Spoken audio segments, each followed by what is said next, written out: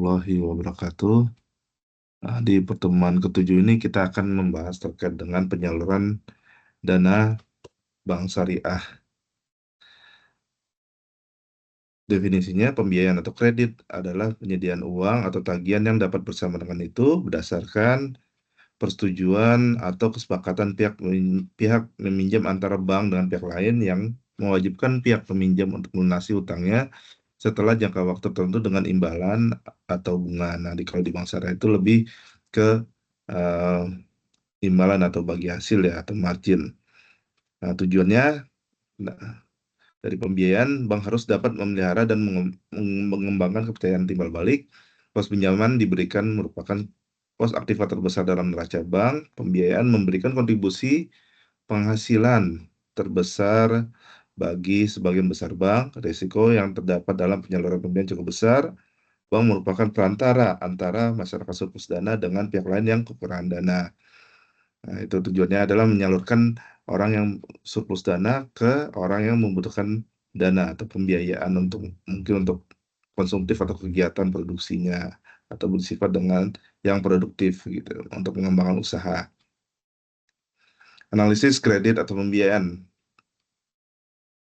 Penelitian yang dilakukan oleh relationship manager terhadap kelayakan perusahaan, kelayakan usaha, nasabah, kebutuhan kredit atau pembiayaan, kemampuan menghasilkan laba, sumber pelunasan kredit atau pembiayaan, serta jaminan yang tersedia untuk menutupi permohonan kredit atau pembiayaan. Jadi calon nasabah itu dianalisis oleh relationship manager dari A to Z-nya, dari usahanya, dia layak atau enggak gitu untuk usahanya, bagaimana cara dia melunasi pembiayaan tersebut, membayar angsuran di tiap bulan, sumber pembayaran seperti apa gitu. Nah, tujuannya adalah untuk memperoleh keyakinan apakah usaha nasabah layak untuk diberi kredit, untuk mengetahui apakah nasabah memiliki kemauan dan kemampuan memenuhi kewajibannya kepada bank secara baik. Nah, di dalam prinsip dalam pemberian pembiayaan itu ada konsep 5C namanya. Di 5C itu secara umum ada kualitatif dan kuantitatif. Kualitatif itu adalah kemauan, kuantitatif adalah kemampuan. Jadi bisa dihitung secara angka. Yang pertama C pertama adalah karakter. Itu adalah willingness to pay atau kemauan. Nah, dilihat dari menggambarkan karakter atau sifat debitur merupakan faktor terpenting dalam pemberian kredit, menyangkut willingness to pay. Faktor dominan yang sulit dianalisis karena benar-benar harus dicek dari circle dia, dari mitra usaha dia, dari asosiasi usaha, dari laporan keuangan, dan juga dari BI checking atau slik OJK. Selanjutnya adalah capacity, ability to pay, kemampuan untuk membayar. Nah, gambaran kemampuan dalam menjalankan usaha dan menghasilkan laba, terus juga mengukur kemampuan pemohon membayar pinjaman dari kegiatan usaha yang dibiayai. Jadi dianalisis dari riwayat usaha, historical seperti apa, pengalaman mengelola usaha, terus aspek-aspeknya dalam kegiatan usaha seperti manajemen, produksi, pemasaran, personalia, dan keuangan. Selanjutnya adalah kapital, yaitu kemampuan dan komitmen. Mengukur kemampuan usaha pemohon untuk mendukung pembiayaan yang dengan modalnya sendiri. Tidak hanya menyangkut ketersediaan dana, tetapi juga faktor produksi. Semakin besar kesediaan, semakin besar tanggung jawab nasabah menjalankan usahanya. Nah, kalau misalnya perusahaan semakin besar dia uang itu masuk dalam modal kerjanya ditambah dengan pembiayaan, pasti ada keinginan untuk melunasi pembiayaan tersebut karena uang dia juga masuk dalam. Kalau misalnya pengajuan pembiayaan bersifat individu, maka DP dia akan lebih banyak atau lebih besar atau bisa sama antara down payment dengan pembiayaan yang diberikan oleh bank. Selanjutnya adalah condition. Dilihat proses usaha. Merupakan faktor eksternal yang mempengaruhi kegiatan usaha, mendapatkan gambaran prospektif tidaknya usaha yang akan dibiayai. Seringkali condition ini adalah faktor di luar kendali pemohon. Terus selanjutnya adalah kolateral atau jaminan. Nah, berfungsi sebagai benteng terakhir gitu, mendorong nasabah untuk tetap memenuhi kewajibannya, memberi hak dan kekuasaan pada bank untuk mendapatkan pelunasan jika terjadi wan prestasi. Apa cara analisisnya? Dilihat jenis agunannya, pengikatannya seperti apa, terus juga penguasaannya dan penggunaan agunan itu seperti apa. Nah, kalau misalnya udah pembiayaan besar, itu biasanya penilaian agunan itu dilakukan oleh pihak independen. Bank itu ada pihak yang membantu untuk melakukan penilaian terhadap agunan. Contohnya appraisal independen, KJPP istilahnya. Nah, konsep operasional bank itu adalah menyalurkan pembiayaan dari yang surplus ke yang defisit gitu, yang butuh pembiayaan. Kalau bank syariah itu dia penghimpunannya itu akan mendapatkan bagi hasil setiap bulannya. Kalau nasabah pembiayaan, dia akan membayar bagi hasil atau margin kepada bank yang nantinya akan disalurkan kepada si pemilik dana. Lalu di bank syariah itu ada beberapa akad yang digunakan dalam pembiayaan, yaitu ada murabahah yang bersifat jual beli gitu kan, ada pokok di plus margin dan nasabah bayar angsuran setiap bulannya. Terus juga ada mudharabah atau musyarakah atau kerjasama.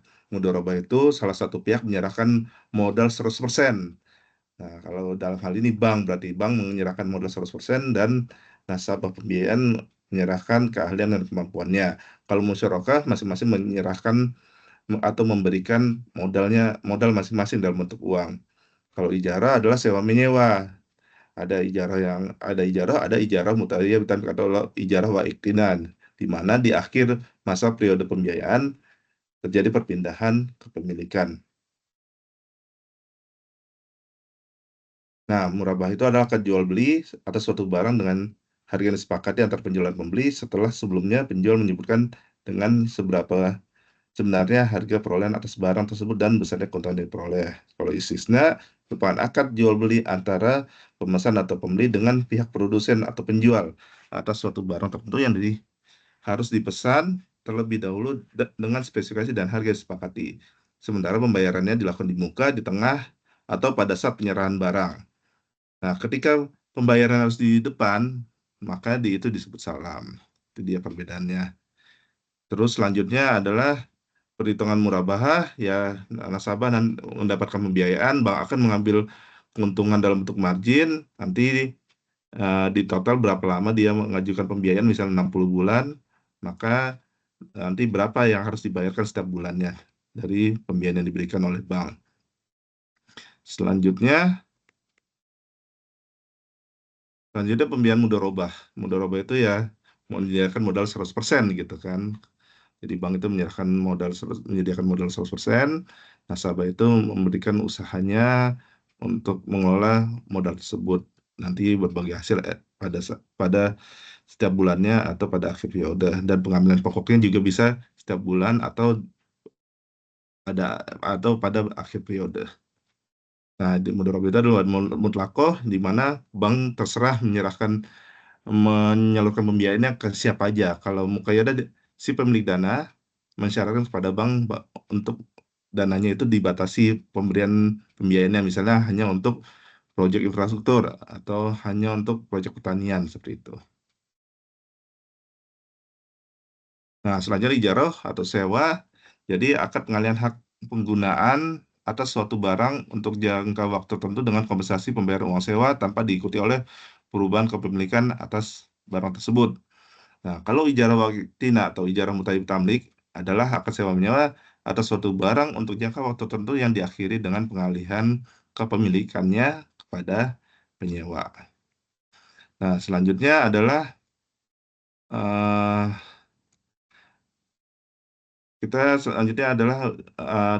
ada tugas untuk teman-teman, yaitu seperti disepakati di awal pertemuan, masing-masing kelompok menyiapkan materinya berdasarkan pertemuan yang saya ajarkan pada saat tersebut. Nah, saat ini karena saya mengajarkan terkait dengan produk pembiayaan, maka kelompok selanjutnya akan mempresentasikan akad dan produk pembiayaan pada salah satu bank syariah. Jadi biar tahu tuh operasional bank syariah itu seperti apa dalam pemberian pembiayaannya, menggunakan akad apa aja. Terus dilanjutkan dengan tanya jawab.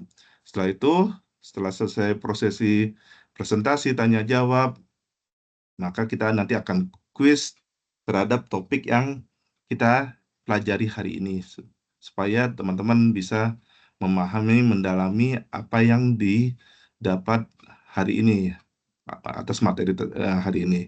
Demikian eh, penjelasan atau pemberian materi dari saya. Assalamualaikum warahmatullahi wabarakatuh.